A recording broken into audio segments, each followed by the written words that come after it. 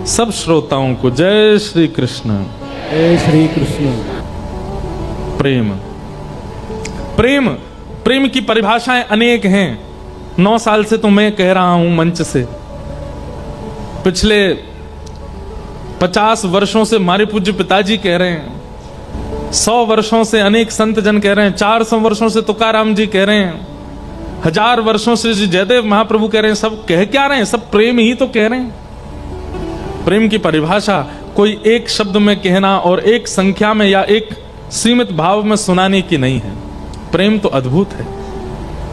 संसार प्रेम नहीं जानता, संसार प्यार जानता है। प्रेम तो ठाकुर जी सिखाते हैं। श्री जगन्नाथ जी, कभी आपने विचार किया कि इनका मुख ऐसा क्यों है?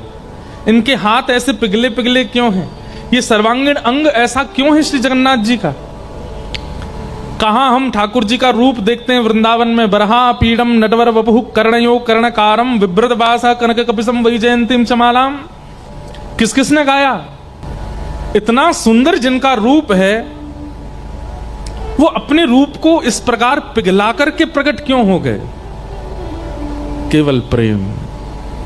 ब्रजवासियों की याद में ठाकुर जी इतने विरहातुर हो गए कि श्री ठाकुर जी का श्री अंग पिघलने लगा। द्वारिका में बैठे बैठे रोहिणी मैया से ब्रज की कथा सुनते सुनते ठाकुर जी का रूप पिघल गया। नारद जी महाराज ने आकर के रोहिणी मैया को शांत किया, मैया कथा विश्राम करो, नहीं तो ठाकुर जी तो नदी बन जाएंगे। तब रोहिणी मैया ने कथा विश्राम की तो ठाकुर जी का ये रूप, अच्छा हाथ ऐसे क्यों कि मानो अपनी भुजा पसार करके कह रहे हो कि ब्रजवासियों को कोई ला के मेरे हृदय से लगा दो। ऐसे ठाकुर जी प्रकट हो गए। नारद जी महाराज बोले, भगवान आप अपने मूल रूप में दोबारा आ जाइए, ये रूप हम देख नहीं पा रहे आपका, आप ऐसे पिघल गए मोमबत्ती की तरह।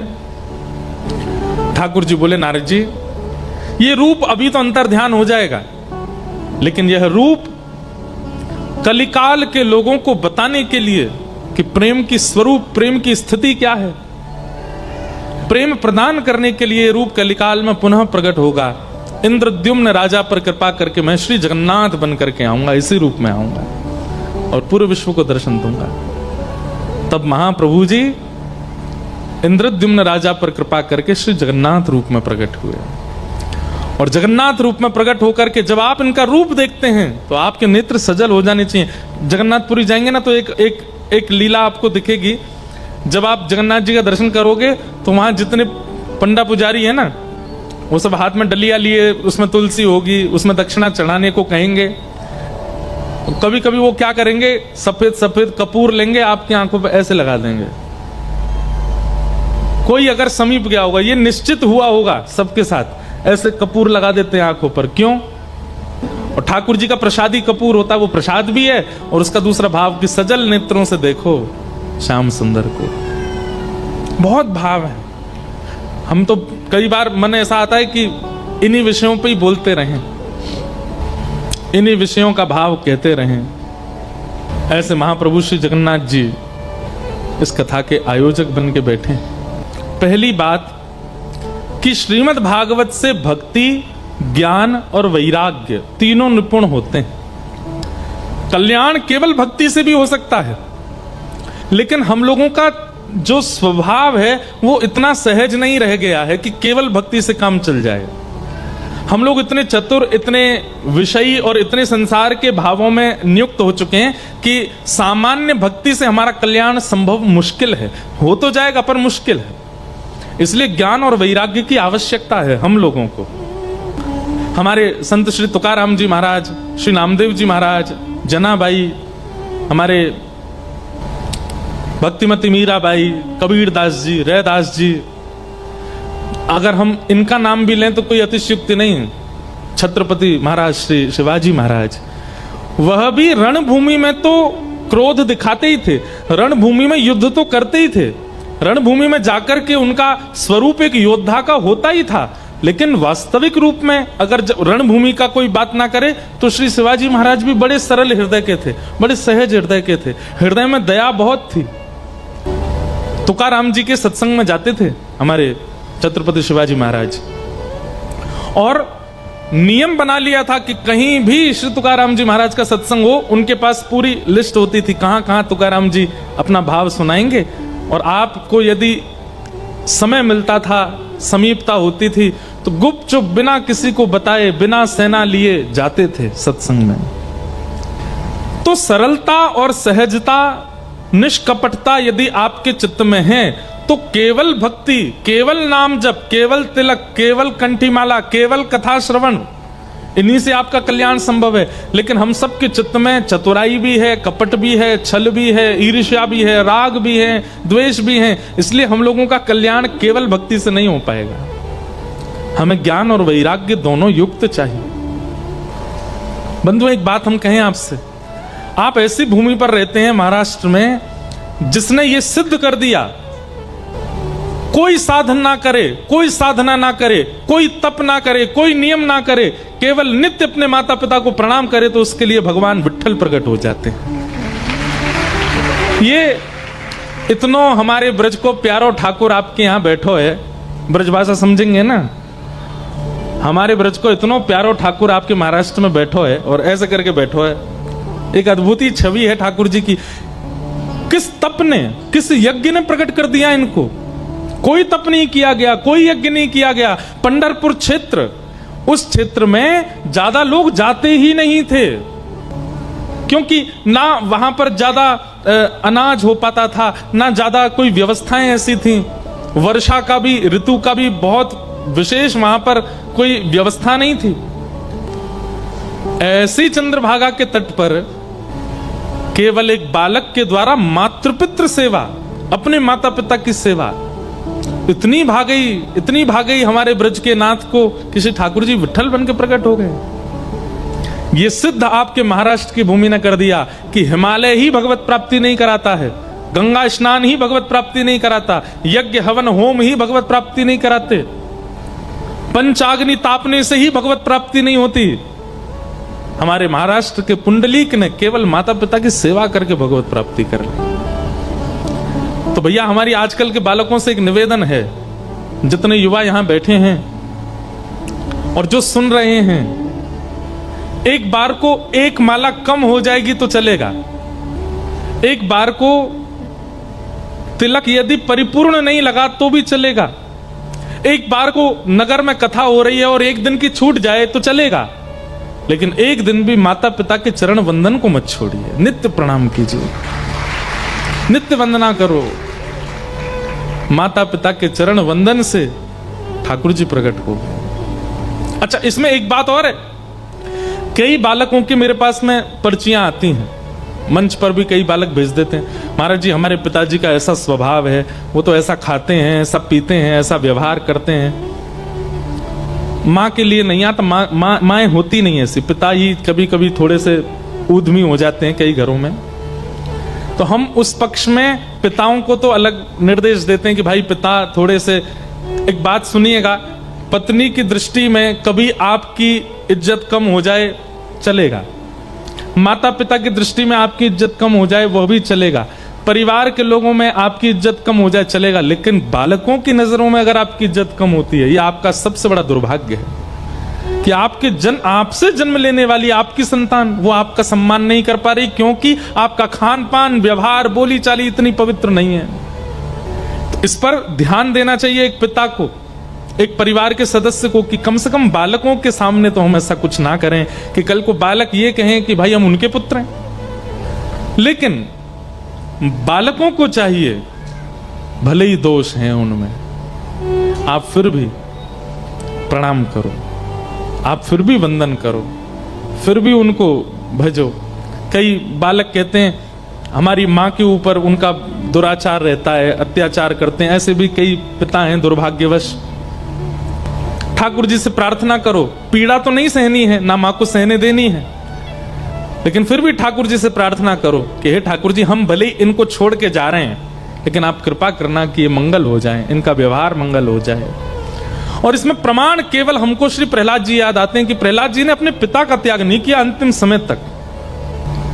हिरण्यकश्यप ने कितने उपाय नहीं किए प्रहलाद जी को मारने के लिए, लेकिन प्रहलाद जी ने त्याग नहीं किया कि हिरण्यकश्यप का जब वध कर दिया तो नृसिंह भगवान प्रहलाद जी से कहते हैं कुछ मांगो।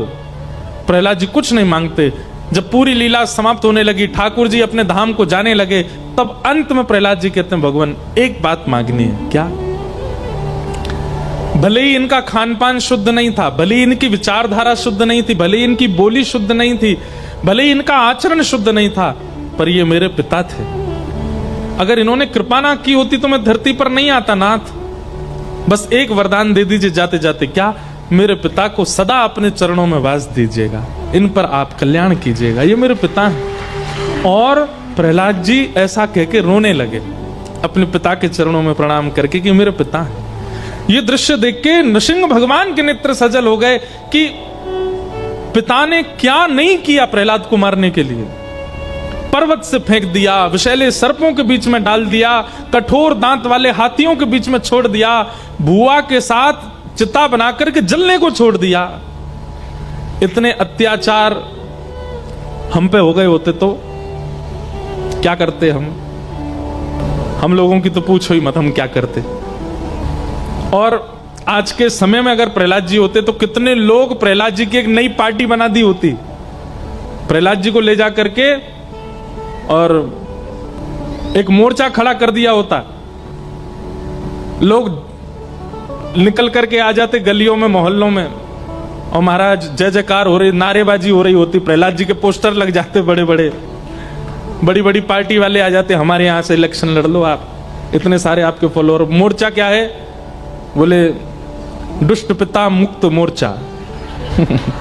हम लोग तो ऐसे वाले लोग हैं, लेकिन श्री प्रहलाद जी का ऐसा स्वभाव नहीं है ना। उस स्वभाव पर ठाकुर जी रीझ गए। बताओ, इतना कुछ सहने के बाद भी प्रहलाद के चित्त में कोई दोष नहीं आया। हमारी तो प्रार्थना है भैया, आप जिस भूमि पर रहते हैं यहां माता पिता की सेवा भगवत प्रकट करती है। बाकी काम बाद में कीजिएगा, नियम कीजिए, साधना कीजिए, जप कीजिए, नाम गाइए, कथा सुनिए, पर सबसे पहले दिन की शुरुआत माता पिता को प्रणाम करके कीजिए, उनको वंदन कीजिए।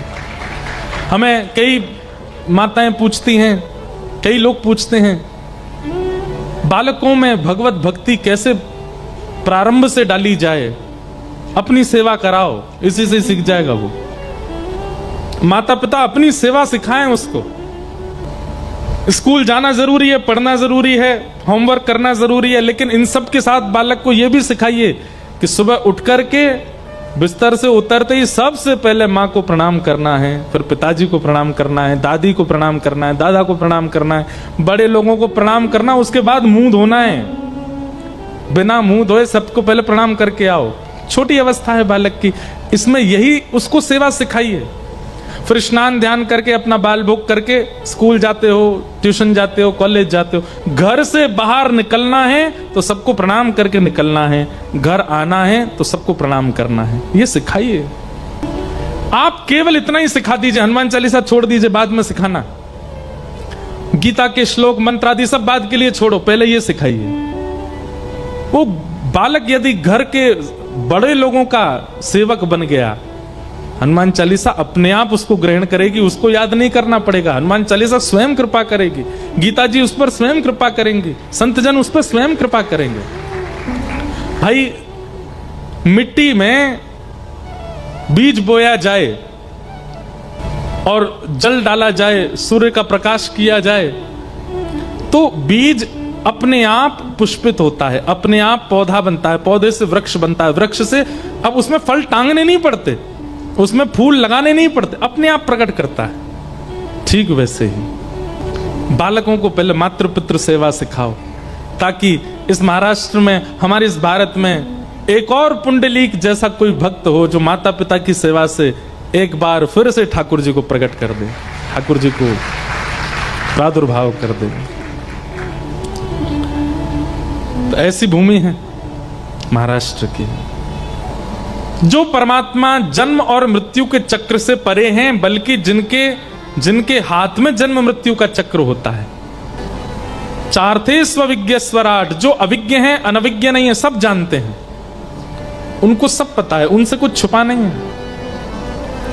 तेने ब्रह्म हृदय आदि कवये मुह्यन्ति यत् सूरयः, जो आदि कवि ब्रह्मा आदि जैसे देवताओं को भी अपनी लीला पर मोहित कर लेते हैं।